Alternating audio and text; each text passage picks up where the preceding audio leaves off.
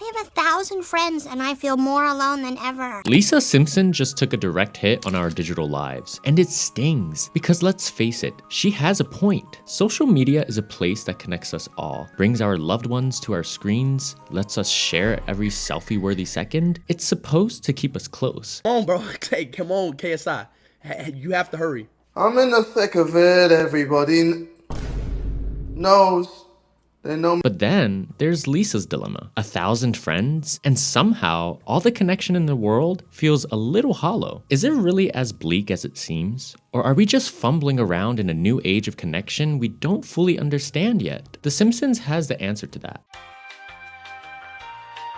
Season 23, episode 11, named The Social Network, starts off with Lisa feeling down and sad. I have no friends. Luckily, Homer has just a solution for her to make friends. Aw, sweetie. Hey, why don't you make friends with my new computer? Now, at this point in time, Mark hasn't given The Simpsons the Zuck yet, and Facebook is not something that exists. Lisa will be the genius inventor of that platform, which could make or break Springfield's connection with each other, which we will see later. Lisa senses a big opportunity to cure her loneliness. It's easier to be friends with lots of people online than one person in person. And with that thought, Springface would be created. But is it actually easier to be friends with people online rather than in person?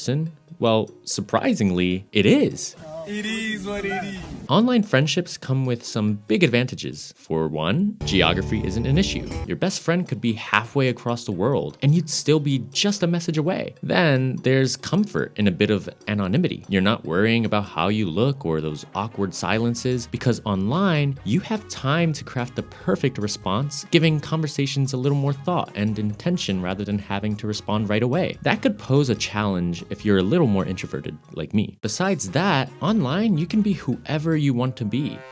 Every day, you can adapt to a new personality when meeting new people. It could allow you to break out of habits your real-life friends are keeping you in. There's loads of stories on this as well. Ever thought about quitting drinking, yet the only thing that is keeping your friend group together are the weekly drinks? Some friends will be open and accepting of this shift, while others will try to seduce you back into drinking. They could very much be wanting to keep you down, as it will make them insecure if your life will start looking better than theirs. Finally, the internet makes it easier than ever to find people with the same hobbies and interests, whether it's gaming, obscure fandoms, or even niche sports. That shared passion creates a strong bond. In a way, digital friendships offer their own version of closeness, just in a different package than real life. Does this mean only having online friends is a good thing? Well, not really. While online friends can offer great support, they may lack the deeper connections that come from sharing physical experiences. Physical presence can bring non-verbal communication, like body language and touch, which adds depth to the friendships, amongst others. Luckily, if you're in need of physical presence, social media's also got the answer to that. Oh, I just got invited to make out with Shauna. Sadly, in this case, it's similar to the hot MILFs in your area. I did some research. They're a bit further away than you might think. Besides that, just like in The Simpsons, you're not that special. That went out to 200 guys. Oh. The episode continues critiquing the way we let social media impact our day-to-day life. We see kids in the school playground not really talking to each other anymore. They're all just typing on their phones, sitting next to each other. They sometimes even learn new things. All my friends have birthdays this year. That is, if you have friends. In Springfield, they make it painfully obvious how valuing social media status will direct your life. And less popular than the hornet's nest in the gym. There's the principal, who is not befriending anybody, and then there's Lisa, who is addicted to watching her friend count. Hit refresh. Hit refresh. Social media has become the ultimate dopamine dispenser, where every like or friend request is a mini hit, and the platforms know it. They're designed to keep us scrolling, refreshing, and craving that next tiny rush of approval. Lisa's constant refreshing says it all. She's trapped in a cycle as hollow as a dopamine rush can get. And it's not just Lisa who falls into the trap of searching for social validation. You probably do the same, as do I. Whenever I post something on YouTube, I love to just keep refreshing the views, likes, and comments on my newest video to see if others liked it as well. As hollow as that might sound, I love doing it. The problem is the addiction. 1,000 views today, tomorrow you'll want 2,000. Same with friends or followers. Social media is a game where the rules push you to collect people as trophies, not real connections. They become status symbols. just numbers on a screen. But can we really blame just the platforms? We buy into the game willingly. Each post, each carefully crafted status update, every retouched selfie making others think, That's not you. it's all part of a social marketplace where we auction our best selves for approval. And the irony?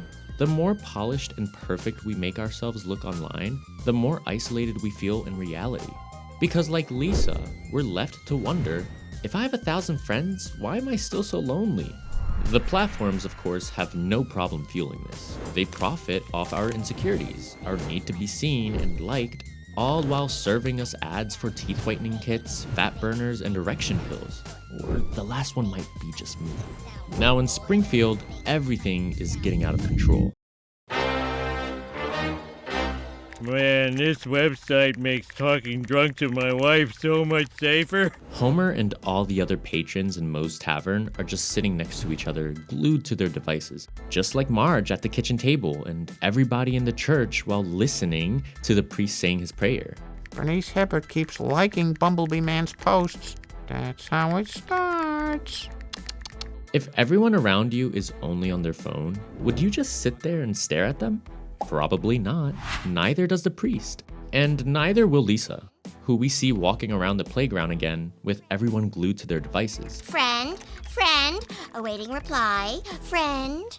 This is where reality is starting to set in. Lisa has created a monster, which raises the question, how big is the impact social media has on our social skills? After all, we're being social on our phones. Aren't we way more social than we used to be to some degree? I personally don't think so, and you probably don't either. Our over-reliance on screens has resulted in a decrease in traditional social skills, like face-to-face communication. It's also destroyed our attention span. The rapid-fire nature of social media has conditioned us to digest information in bite-sized pieces, which is great for cat videos, but terrible for deep conversations. Ever experienced trouble keeping eye contact with a close relative? I know I have. Before you know it, you're fumbling through an awkward silence, struggling to stay engaged in a real talk because your brain has been wired to expect instant gratification. Add to that the anxiety of missing out on the latest happenings, FOMO, if you will. And you've got a recipe for sleep problems, loneliness, and mental health issues. Social media is the modern-day double-edged sword. It connects us while simultaneously pushing us further apart. Interestingly enough, it's also allowed us to have new forms of communicating. With memes, GIFs, and emojis, expressing oneself has never been more dynamic. For younger generations, this has opened up a whole new world of creativity and expression. I'm sure your WhatsApp library is filled to the brink with NSFW stickers, so it's not all bad. I even get caught up with the news through memes before the actual news. Liam Payne sadly passing away? Saw a meme about that before a real news article. It's weird.